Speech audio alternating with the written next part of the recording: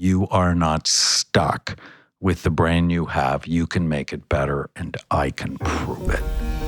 If you're overweight, you have 10 of the 11 risk factors. That's 70% of Americans. That's 75% of Americans. What is the mistake most Americans make when protecting their brain or not? All right, Daniel Amen. Psychiatrist, New York Times bestseller, Amen clinics, many of them around the country. I would, in fact, argue you do more for America's brain health than any single individual. You're a great scientist, you're a great doctor, but you've learned how to resonate with individuals at every level, from social media on up to the most sophisticated equipment to diagnose the brain and to fix it. And I just think what you do is amazing. We met actually on Instagram, and I watched your avuncular, no-nonsense short videos, and you have this way of making people feel like you're their doctor and that you know them individually and you understand the temptations, you understand what our environment does to damage our brain, and you have these meaningful, scientific-based, no-nonsense approaches to keep our brains healthy and to fix them to a certain extent, to the extent we can. And the reason I so wanted to sit down with you, first of all, we're friends. Full disclosure, we had a few dinners together, but secondly, and I looked at your brain. You know me from the inside out, which is really frightening. But also, for people who are interested in Blue Zones, we know this from all of the feedback we get. I would argue people are most interested in keeping their brain healthy. We talk about the microbiome and we talk about cardiovascular health. But at the end of the day, if your brain isn't sharp or if your brain isn't working for some reason, nothing else matters much, does it? No, because your brain's involved in everything you do. How you think, how you feel, how you act, how you get along with other people. It's the organ of who you are. You can transplant your heart, your liver, your kidney. But if you transplanted the brain, you wouldn't be you. I hear you've named your brain after a raccoon. It was so funny. I did a TikTok video on something. I teach all of my patients, give your mind a name. That way you can gain psychological distance from the noise in your head. And the New York Post picked it up. And then I'm on Fox talking about it early one Sunday morning. And it's like, well, what's the name of your mind? And I named my mind after my pet raccoon. I had a pet raccoon when I was 16. And I loved her, but she was a troublemaker. She TP'd my mother's bathroom. She ate all the fish out of my sister's aquarium. She'd leave raccoon poo in my shoes. And that's my mind. It just stirs up trouble. And so metaphorically, if I notice I'm getting a storm of bad thoughts, I put her in the cage. Or lately, I just put her on her back and tickle her. And I'm like, you don't have to believe every stupid thing Hermie says. And it's all going to be fine.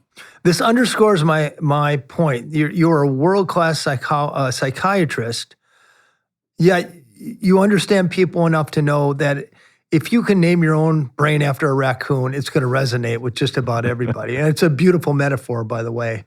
I'd probably name my brain after a dumpster or a yard sale or something. But what is the mistake most Americans make when protecting their brain or not? They don't think about it. They never really develop a relationship with it. And it's arguably the most important relationship you will ever have. And I started looking at the brain in 1991. And in 1991, I'm already a double board-certified psychiatrist. I'm a physician. I was the top student in neuroscience in medical school. And I didn't care about my brain that much at all. Interesting. Because I hadn't seen it. the week before, so I just started doing brain SPECT imaging. That's the study we do at Amen Clinics. And I was so excited. I was like a little kid. And I scanned my mom, and she had a stunningly beautiful brain. And then I scanned myself, and it wasn't healthy. And I played football in high school. I had meningitis twice as a young soldier, and I had bad habits. I was only getting 4 hours of sleep at night. I was overweight. And I had just never really thought about the physical health of my brain. And my work taught me brain is an organ, just like your heart is an organ. And if it's not healthy, your mind isn't healthy. And I was anxious and angry and chronically stressed. And as I got my brain healthy, I was calmer, I was happier, I was more consistent, less irritable. And I'm like, everybody's got to have a healthy brain, right? And I love that about my work. When I graduated from medical school, I had 2 goals. I wanted to be a really good psychiatrist, and I wanted to be a writer. I wanted to teach other people about what I was learning, not just the 30 or so patients I would see in a week. I wanted to make a bigger difference. Yeah, and some of the books for which you're famous, The Daniel Plan, which is a huge hit, number one New York Times bestseller. You Happier, another place where our work intersects, and you have a new book out now recently. What was your most recent book? Raising Mentally Strong Kids. Oh gosh, who doesn't want to do that? I love that book so much. And then Change Your Brain, Change Your Pain is coming out December 2nd. If listeners aren't familiar with you, what book should we start with? Change Your Brain Every Day. It's a daily reader. Oh, I like that. And it's 366 short essays. Bite-sized. On the most important things I've ever said. And so when you've written as much as I have, it's like, do you have a summary? Although most people now go to ChatGPT and they go, give me Change Your Brain Every Day and 20 bullet points. Yeah, but that doesn't stick with you as much as a daily practice of an essay that's embedded in a story. I've learned at National Geographic, if you want to get people to remember a health message, you don't enter through the brain with a bunch of statistics or facts. You enter through the heart with a story. And that's actually not the heart, it's the brain, but you enter yes, but metaphorically the speaking. limbic brain. Okay, right? yes. You attach to a story that makes them feel something. Yes. It's like, I don't love you with all my heart, but it doesn't sound right to say I love you with all my brain. I love you with all my limbic You broke system. my heart. It's like, no, you broke my brain. So what are the things that we should be doing if you're an average American? And there's a lot of headwinds. We live in an environment of, I would say, toxic food, too much sugar, too much processed food. There's air pollution. And I came down in the 405. We increasingly spend time in our cars. That means we're not spending time on our feet. What are the 4 or 5 things that the average American can do to protect their brain or to augment whatever cognitive capacity they have? So 3 big things, and then you have to know the lists. So the first thing is you have to love your brain. It's like, there's a term I created a long time ago called brain envy. Freud was wrong. Penis envy is not the cause of anybody's problem. I've been a psychiatrist for 46 years. I haven't seen it once. Brain envy. You want to learn to love and care for your brain. It is the organ where size really does matter. So care about it. Avoid things that hurt it. You just have to know the list. Look, give us that list quickly. Being sedentary, no new learning, pro-inflammatory food like sugar and processed foods, not knowing your genetic risk, and being on a prevention program your whole life. Head injuries. If you go, hey, Daniel, single most important thing from 300,000 SPECT scans, mild traumatic brain injury ruins people's lives. And nobody knows about it. Toxic exposure, whether it's air pollution, polluted food, drugs, much alcohol, believing every stupid thing you think, having a low vitamin D level. The dermatologist won. They made us afraid of the sun. And that has been a huge disservice, problem. right? Huge disservice, because skin cancer didn't go down when we started. Interesting. Slathering with sunscreen. The sunscreen, and all sorts of other bad things happen. Vitamin D, normal levels between 30 and 100. If you're over 40, your vitamin D levels over 40, you have half the risk of cancer of those who are under 20. And when I first tested my vitamin D level, and I live in Southern California where the sun's out 300 days a year, was 17. Because I wasn't exercising during the day. I was exercising at night because I work during the day. And I'm like, no, you have to get in the sun. And it's like, but what about being burned? It's like, don't be stupid, right? But 20 or 30 minutes a day in the sun without sunscreen is important to get a healthy vitamin D or take a supplement. Parenthetically, we were interviewing Laird Hamilton, is this famous surfer, the other day on this podcast. And I asked him one of his top health tips, and he said, get in the sun. And I said the same thing. What about skin cancer? And he said, it's not nearly as threatening as not being out and playing, getting your physical activity, and getting exposure to the sun, vitamin D synthesis, and so forth. We were made in the sun or evolved in the sun. Yeah. And now we're in boxes all day with artificial light. And then get your hormones tested. Low testosterone is a major risk for dementia.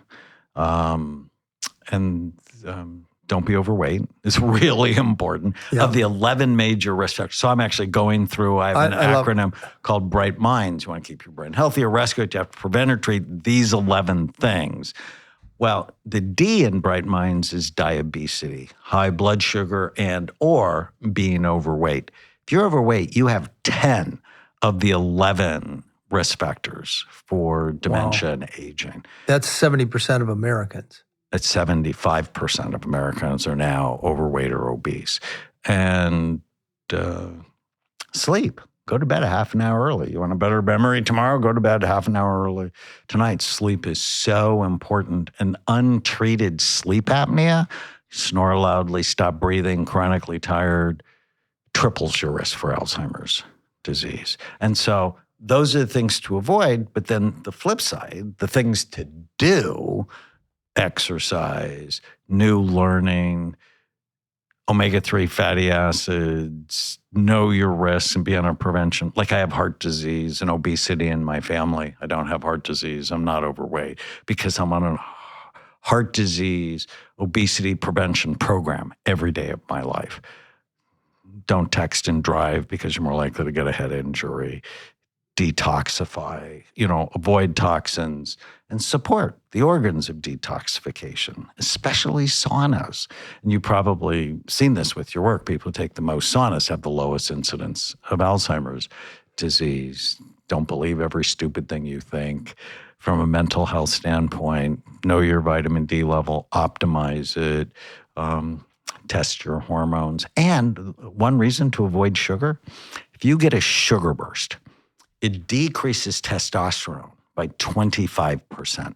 So if you share the cheesecake with your sweetheart at the restaurant, nobody gets dessert when they get home. What do you mean by that? Hi, it's Dan Buettner. I've spent my career studying the healthiest, longest-lived people on earth, the people of the blue zones.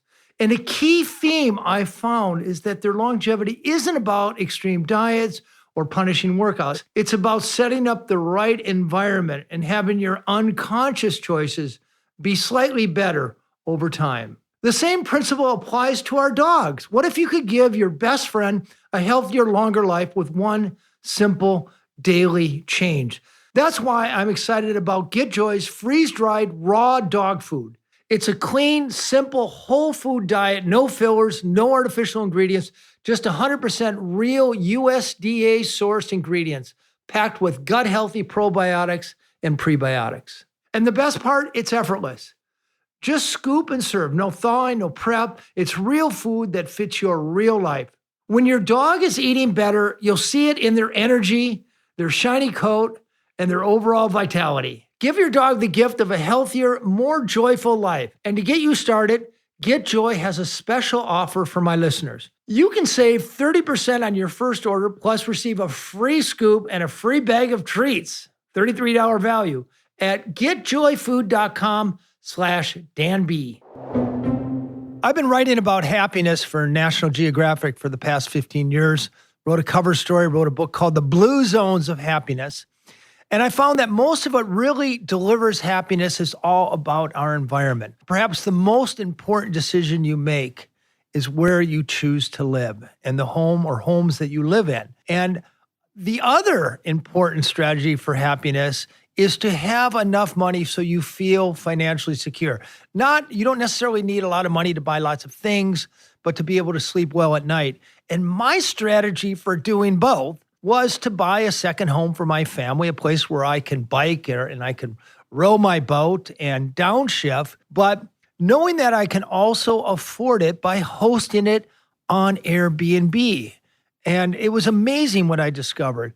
So your home might be worth more than you think. Find out how much at airbnb.com/host. Upgrade your environment, and we'll see you when you're 100. I want to go back to the one thing you said was the most damaging, which is head trauma.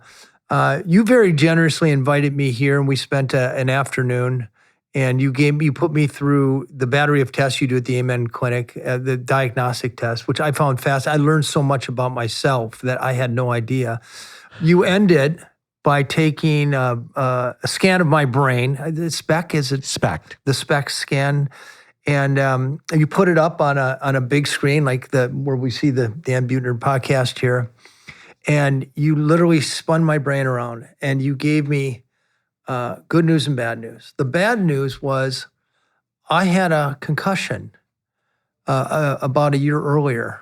I wiped out on my rollerblade, on my inline skates, and you could see it. And I remember you pointed to it on my brain, and it was so clear, like, oh my God, there's the damage.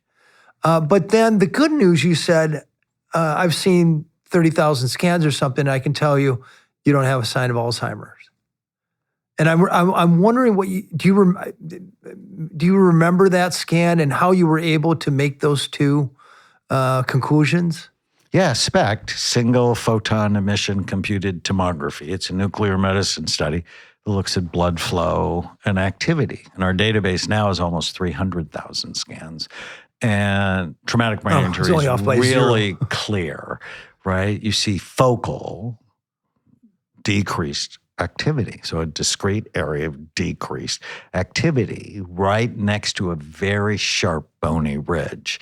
But Alzheimer's, which I can tell years, probably decades ahead of time, if your brain is headed that way, bilateral, both sides, parietal lobe, top back part of your brain decreases. That's why people get lost, and decreases in their temporal lobes.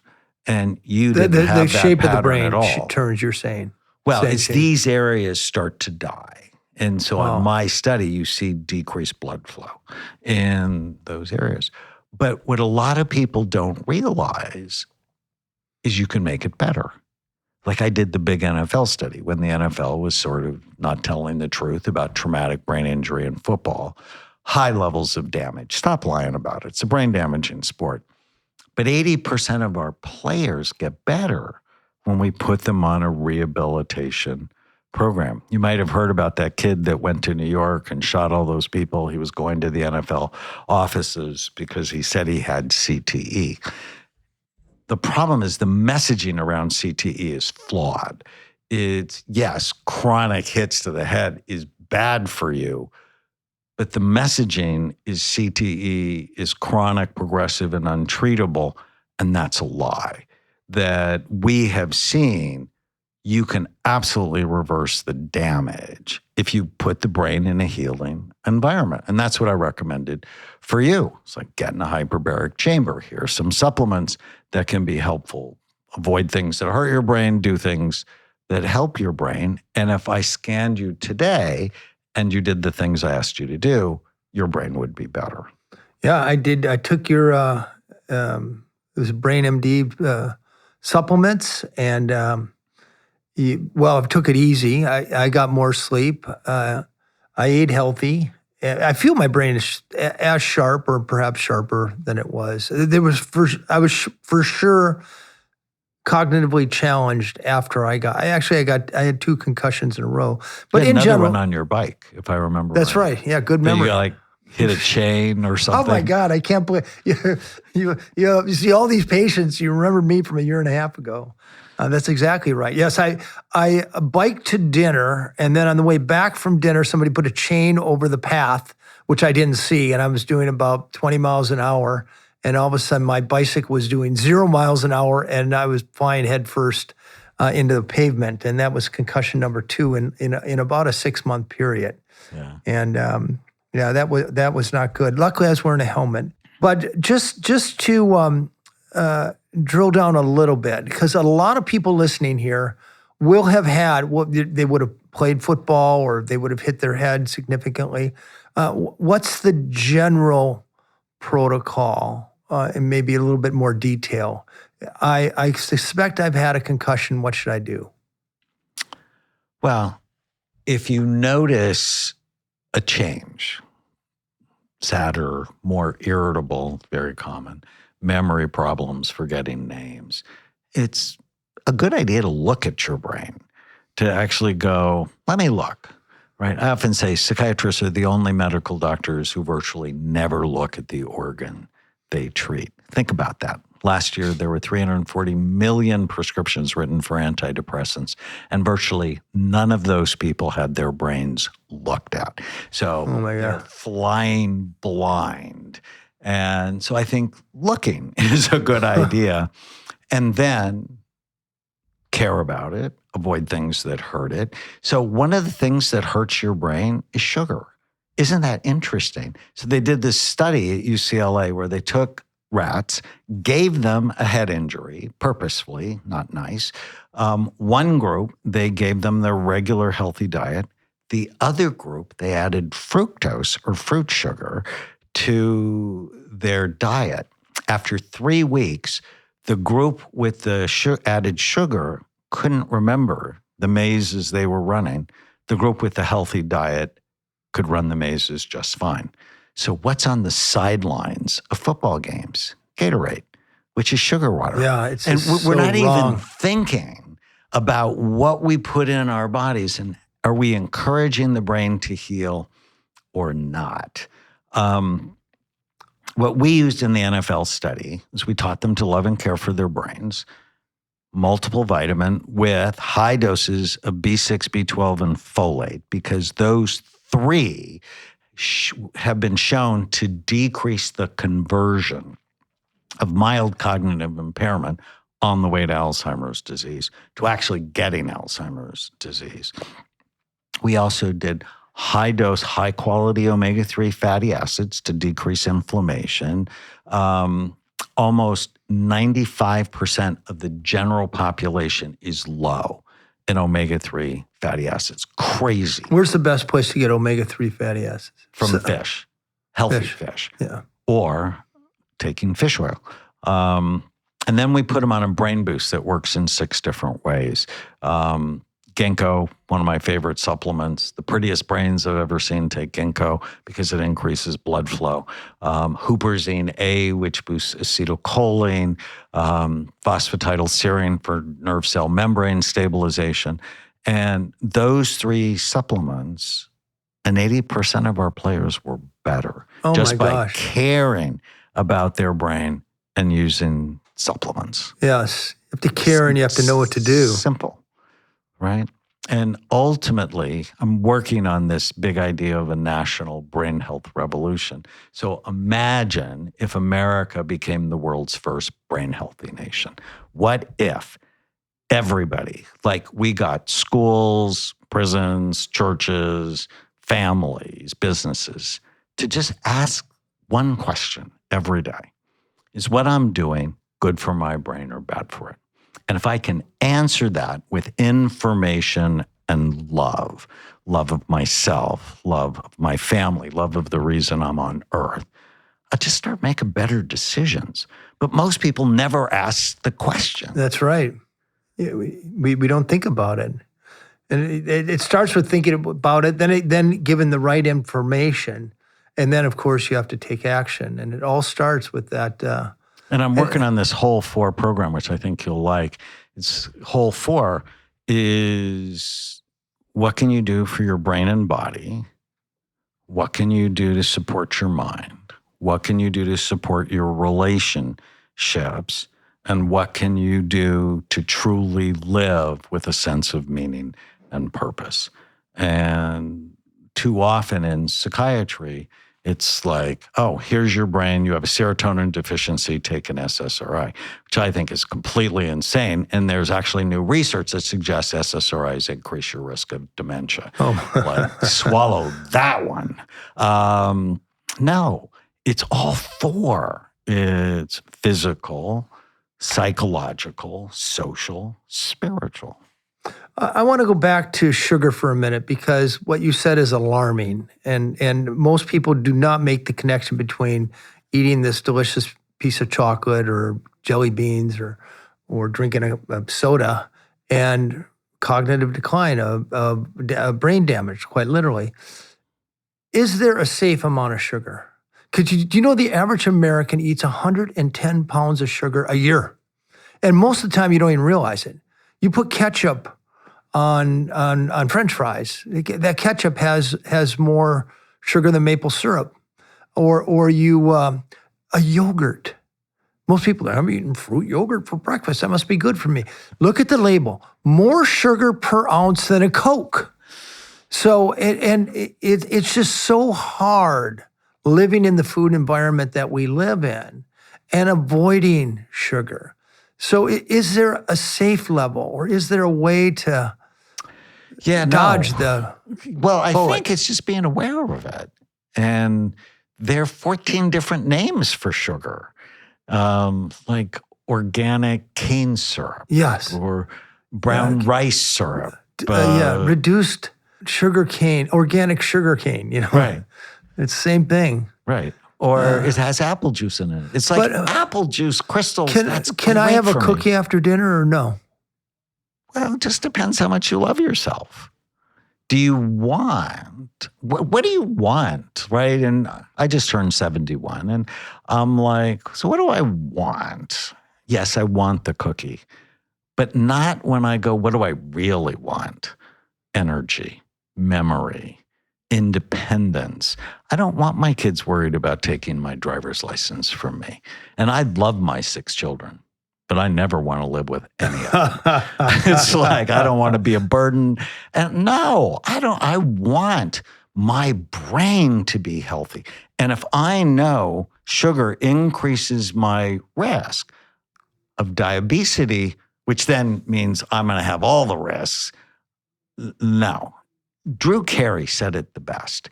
He said, eating crappy food isn't a reward. It's a punishment.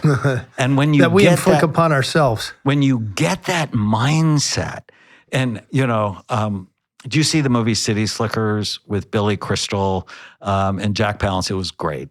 So Billy Crystal is having a midlife crisis. He's like a Manhattan workaholic, and he goes to a dude ranch. And an old cowboy keeps telling Billy, you just have to know the one thing. And Billy's like, well, what's the one thing? Well, and then the cowboy dies, so he never finds out the one thing. Well, I figured out what the one thing is. Oh, here we go. The one thing is when you do the right thing, really praise yourself, feel good about that, and kick your ass when you do the wrong thing. There you go. Rather than, oh, I can't have this. I don't want to deprive myself. Because that's really, it's the 4-year-old running your life. You don't want the 4-year-old running your health. When you do the right thing. Be proud of yourself rather than, oh, I can't have this and I can't have that. That's a 4-year-old's mindset. I have a corollary to that. I have very strong opinions and research, I think, to back it up. But weighing yourself every day. One of the things we do at Blue Zones is we have what we call a self-weighing MOI. So we have a group of 5 people who weigh themselves every day, and then we text each other our weight. But also maybe it's another nice little affirmation or nice little greeting. Or when you step on the scale and your weight is trending in the right direction, going down for 75% of Americans, you feel a little reward. A little dopamine. A little dopamine. And when you see that weight going up, you feel a little kick in the ass, to use your word. And I find that daily reminder, I'm either going in the right direction or I'm going in the wrong direction, helps keep me helps keep me thinking about the things that are going to give me the little dopamine reward tomorrow. But also one of the things we've learned in Blue Zones, that if you're not doing it alone, that if you can find your little cohort, we call it a MOI in Blue Zones, a committed circle of friends, it's a lot easier to stay on the path. It's a lot easier to keep doing it on a daily basis, because I'm sure longevity, as with brain health, you could do the absolute perfect thing for a week, and that has zero impact on how your brain's going to be in 10 years. Absolutely. You have to do the right thing almost every day of your life, for most of your life, for most days for most of your life. And so I think a lot about how the mechanisms around which you surround the right behaviors so that you keep doing them. Well, you become like the people you spend time with. Yes. Right? I mean, behavior is contagious. People are very contagious. If they're negative, you're more likely to be negative. If they're positive, you're more likely to be positive. If they eat in a healthy way, you're more likely to eat in a healthy way. Exactly right. It's when we did the Daniel plan, people who did it with another person or with a group doubled their success, however they defined it. For those people who haven't read the Daniel plan yet, what, as I recall, it's a series of essays again, right? For the most part. So or prescribed a series of essays? So the short story is, I went to my church here in Newport Beach. I had just finished writing Change Your Brain, Change Your Body, my second book on the connection between physical health and mental health. And I was very happy. It was a Sunday morning, and I went to my church, and I said, Tana, my wife who you met, why don't you drop Chloe off at Children's Church? I'll go save us seats. And I walked by hundreds of donuts for sale. And I've been going to church since I was 4 years old. And that day they pissed me off. I'm like, I'm going to church to get my soul fed. These people are trying to kill me. And then I walked by bacon and sausage cooking on the grill, and then hundreds of hot dogs for after church. And I just felt like I was being slugged, like I'm in a prize fight and I'm just getting hit. And then I sat down, and the minister started talking about the ice cream festival they had the night before. And I'm furious. So I've been going to church since I was a kid. I'd never seen it before like this. And when Tana found me in church, I'm typing on my phone, and she hates that. She gave you the look like, why are you on that thing in church? Yeah. Don't you know you're going to hell? And I showed her what I was typing. Go to church, get donuts, hot dogs, bacon, sausage, ice cream. They have no idea they are sending people to heaven early. Save them, then kill them. This is not the plan.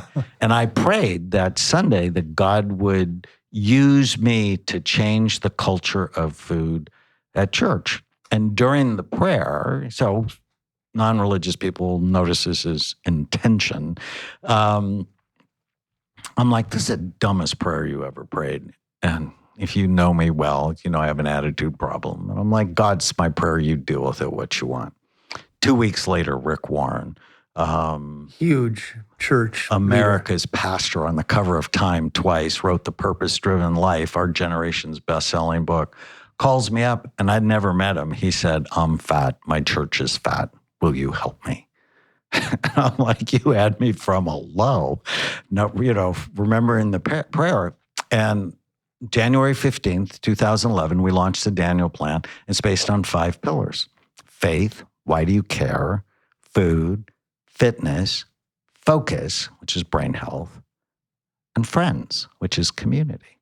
And the first week, 15,000 people signed up. The first year, they lost £250,000. And thousands of churches have done the program around the world. Wow. And Just this think is how what many you know. years- People get better Yeah. together or they get sick together.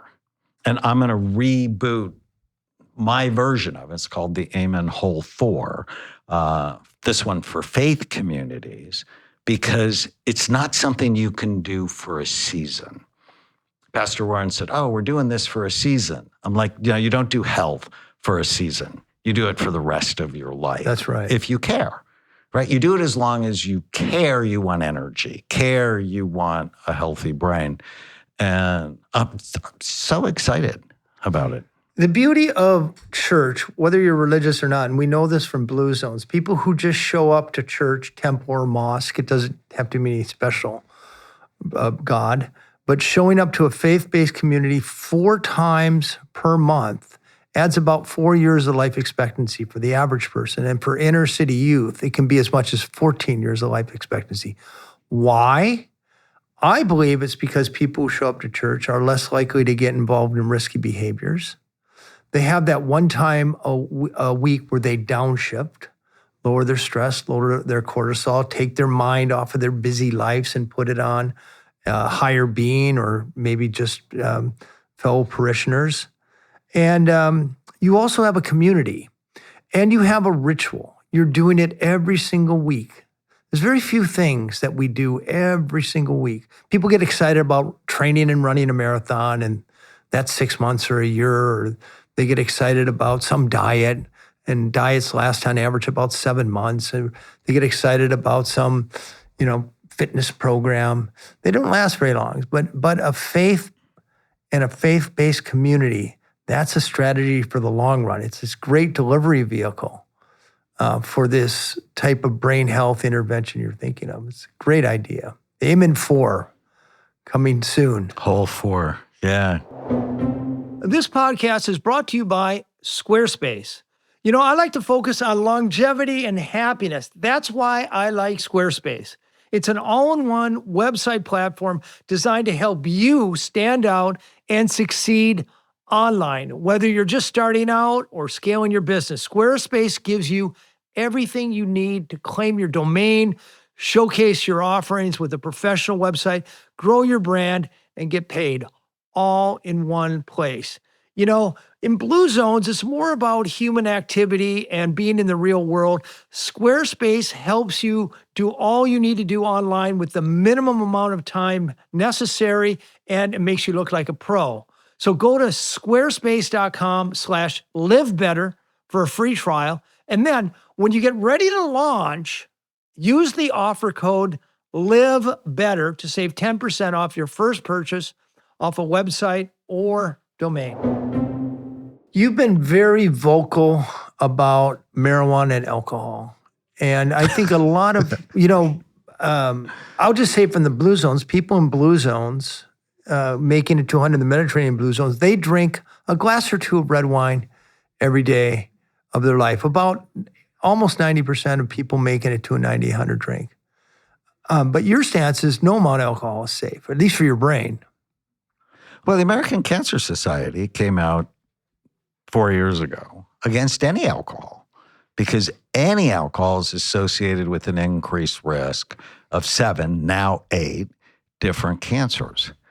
As a psychiatrist, there is not a week that goes by where alcohol hasn't messed up someone's life. And alcohol prematurely ages the brain. Now, if you're doing everything else right, a glass or two may not have a big negative impact for you. But I'm not a fan of drinking something that is a disinfectant, right? I mean, my wife is a nurse, and why does she put alcohol on your skin before she gives you a shot? It's because it kills a lot of bugs. Well, how many bugs do you have in your microbiome? 100 trillion. Yeah. And so I'm like just not a fan of doing anything that alters your mind. And people go, but it relaxes me. I'm like, diaphragmatic breathing will relax you and it doesn't have any side effects. I did, in our program and in my work, we use lots of tiny habits. What's the smallest thing I can do today that will make the biggest difference? And I worked with a professor at Stanford on tiny habits. And I met him at a conference a couple of years later, and he said, I have to thank you. I'm like, cool, why? He said, I wake up 100% every day. I'm like, that's awesome. Why? He said, I stopped drinking. Wow. And marijuana, we've been lied to. Marijuana is innocuous. Marijuana is legal, I guess, in 35 How about states. innocent little gummies with THC? Yeah, it works on your brain to relax you, and then it rebounds where you're not relaxed. And the problem is, and it's the same problem we talk about with psilocybin or magic mushrooms, it's when the population thinks it's innocuous, use goes dramatically up. And teenagers who use, we're in the biggest mental health epidemic for young people ever in recorded history. And they just believe marijuana is innocuous. But if you use marijuana as a teenager or a young adult, you have an increased risk of anxiety, depression, suicide, and psychosis. Can you unpack the mechanisms behind that a little bit as a psychiatrist? Well, I published a study on 1,000 marijuana users. Every area of their brain is lower in blood flow. And recently, this year, in JAMA Psychiatry, there's another group, not mine, published another study on 1,000 marijuana users. The areas of learning and executive function were significantly low in activity. And then they compared smokers, nicotine, with marijuana smokers. The lungs were more damaged with marijuana. Interesting. So from my standpoint, it's decreasing blood flow, but also decreases myelinization of the brain. And what's happening when you're 13 to 26 is your brain is undergoing wild myelinization. So your nerves get wrapped with a white fatty substance called myelin. And it starts when you're a baby, like just a month or two old, where your occipital lobes in the back, they get myelinated. Because when you smile at a brand newborn, they don't smile back because they don't really see you. But at 2 months, you smile at them, they smile at you, bonding goes because their visual cortex has been myelinated. Well, then there's a slow march forward from the back to the front, and the front part of your brain does not get fully myelinated until you're in your mid-20s. So you're really not an adult where your brain is finished until you're about 25. So that's why you shouldn't let children hit soccer balls with their foreheads, right? I'm not a fan of tackle football, even though I played and loved it. It didn't love me back. Huh. And why would you throw poison into your brain when it's undergoing such wild development? And I think most people just don't understand that.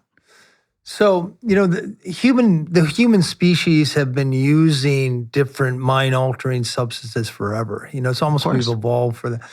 And the reality is, let's just say a middle-aged person whose brain is developed, they're going to do something. The reality is, the best is that they wouldn't do anything, no intoxicants. But if they're going to take a gummy, which is legal in many states, or smoke a joint, which is legal in many states, or drink some wine or beer, which is legal everywhere for an adult, which one would you rather see them do?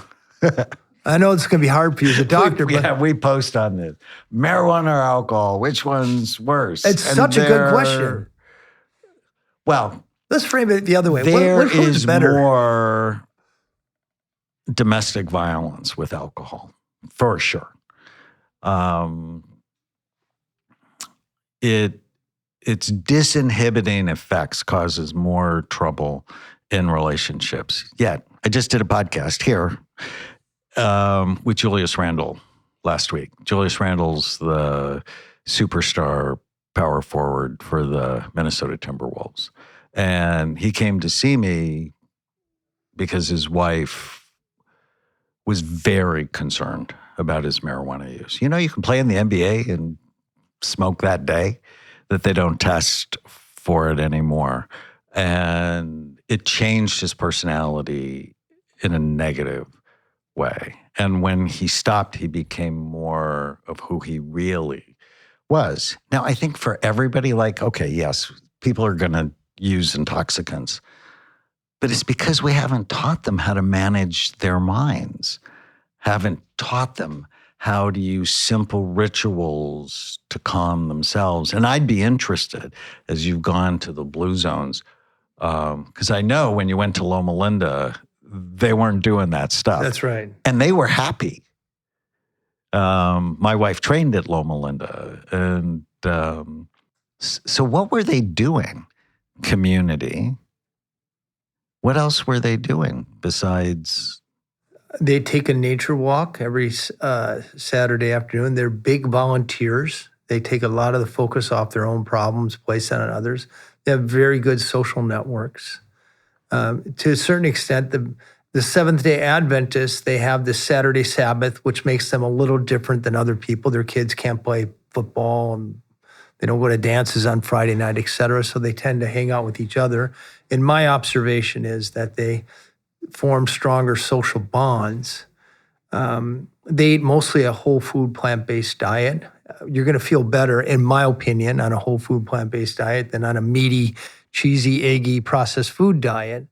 But I will tell you, if you look at the data, about 50% of Adventists drink, and that's even though their religion explicitly tells them not to. And you know, I'm a big believer that perfect is the enemy of good. So I like to tell people, okay, you're going to do this. You know, I wish nobody ever ate meat, quite honestly. People are going to eat meat.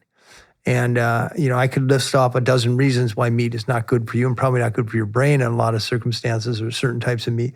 But I know people are going to eat it. So I try to encourage them to make it a celebratory food. I try to encourage them to only eat it once a week. Small portion, the portion the size of a deck of cards. You know, in my Blue Zones project work, we get hired by entire cities to raise the life expectancy of us. Insurance companies pay us. And, you know, I know people are going to drink. And we've come up with a policy bundle that city councils can consider that tries to find the sweet spot by allowing individual freedom, but also in sort of unconscious ways, engineering too much alcohol out of the system, and alcohol at the wrong times. For example, alcohol between midnight and 3 a.m. on a weekend night. It's the worst time to make alcohol really freely available because that's when DUIs happen and that's when, you know, terrible car accidents happen. So, you know, I sort of take this, I would rather lower the alcohol consumption in a city of 1 million people by 10% than guilt or try to get 100 people to stop altogether. So the reason I asked the question about alcohol or marijuana is because, in my opinion, people are going to do what they want to do, which is intoxicant. Well, and I would rather give them the less. Want to take away their freedom. Yeah. But I want to engage in the discussion about, well, which brain do you want? And I have, I don't know, tens of thousands of substance abuse brains, and they're not what you want. I did another person who did my show, Jonathan Cain, who's the keyboardist for the band Journey. and he wrote many of their Cool. iconic songs. And he's drinking 2 bottles of wine a night. And showed him Healthy Brain. I made him a poster, Healthy Brain. His brain, not great. His brain, if he did what I said, much better. And his brain, if he didn't do what I said, which is really an Alzheimer's looking brain. And then I had put it up on the tour bus. That's powerful. Which brain do you Today want? And that's the idea behind the brain health revolution. Yeah. It's just getting people to love and care for their brain. And most people think of alcohol as a health food, which is complete crap. It's not a health food. But the wine industry or the alcohol industry, masterful at marketing. And I'm like, we have to be smart in how we approach this. Because as a psychiatrist, I see the devastation weekly. I know we're coming to the end of our hour here, and I want to sort of end on a really positive note. So I recently saw a study by the IMF, International Monetary Fund. They've been surveying people, over 1 million people, for the last 20 years or so. And the survey, along with the survey, they ask people, they give them these cognitive tests of sort of arithmetic and recall and the quickness of their mind. And they found that comparing, and this is in 41 countries too, they found that comparing the cognitive ability of people living in 2022, that a 70-year-old in 2022 had the same level of a 53-year-old in 2007. So in other words, our cognitive abilities are actually getting better with time. Does that make any sense to you? No. So I would love to see the data, because what I've seen, especially since the beginning of the pandemic, there has been an epidemic rise in anxiety, depression, and cognitive decline because of the inflammation caused by COVID. And then, you know, all the other things that went along with COVID, from the social isolation and so on. So, but I have to rethink it. I'll show you the study. Yeah. I just thought it was kind of a bright spot that in this one very sort of tangible way that 53 is the new 70. Well, I believe that. I mean, I turned 71 this year. Yeah. And I'm like, feel as good as I've ever felt. But it comes from doing the right thing. Like, just like you talked about, I love that, is that you weigh yourself every day. You can't change what you don't measure. So you keep it in front of your mind, and then you connect with other people. That's the way we live long. I do it every day. I have a group of people. Well, what do you do? So you know, just looking around, I'm looking at your 10 books there. You started this supplement company. You have this giant building, Amen Clinics. You're influencing the White House on giving them ideas on how to keep America's brain sharp. You're huge on Instagram, 4.2 million followers, and I guess even bigger on TikTok. How do you do so much? Where does this drive come from? And where does the capacity to do as much as you do come from? Just passion and having a great team. I mean, ultimately, it's not what I do, it's what we do. And I believe it's why I'm on the planet, that I'm on a planet to get people to love and care for their brains. I believe that's why God put me here and gave me the experiences I have to help people have better brains and better lives. And it's just endlessly excited about opening people's minds to, you are not stuck with the brain you have, you can make it better, and I can prove it. Can you tell me where on that journey you were at your lowest? Or has it always been just thunderbolts? No. When I first started looking at the brain, I was so excited. I was like a little kid. And then my colleagues told me I shouldn't do it. I grew up with a very hard dad for me. He had two favorite words, no, like everything was no, or bullshit. Bullshit, no. That was my childhood. And when my colleagues told me I shouldn't be looking at the brain, I'm like, well, how do you really help someone who's murderous or suicidal or their marriages just keep falling apart if you actually don't know what their brain looks like? Why would I ever guess? But I got investigated by the medical board, and I'm flawed. I want people to like me, and now they hate me. That must have been hard. It was so hard. In 2005, 2020 came to my office, and they start the interview. They lied to me. They start the interview with Brad Peterson, a psychiatrist from Columbia, says you should be arrested for your work. Now, thankfully for me, I was on the speech team in college, and my speech coach said, when you don't know what to say, take a breath, smile. It'll come to you. I said, that's so interesting. Last week, they told me I should win a Nobel Prize. This week, you're telling me I should be arrested. It sort of keeps me balanced. Brilliant. Last year, Brad Peterson and I wrote a big paper in translational psychiatry on SPECT and depression. So that was a full. So you flipped But it. it was those moments of being called a charlatan, a snake oil salesman, that hurt. But I have so many stories that just kept me in the game, right? You change somebody's life, you want to do it again, right?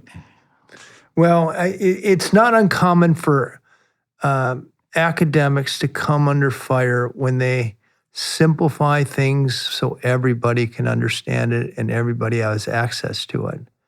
And I've experienced a version of that myself. And by the way, they wouldn't come after you if you weren't big and successful. So, well, when I did my NFL study, one of my players who heard about the nonsense said, Doc, they only try to tackle people who have the ball. That's even better. I love that. Well, on that note, thank you so much for taking the time. You are a true evangelist. You're doing a great service to America. You've done a great service to me.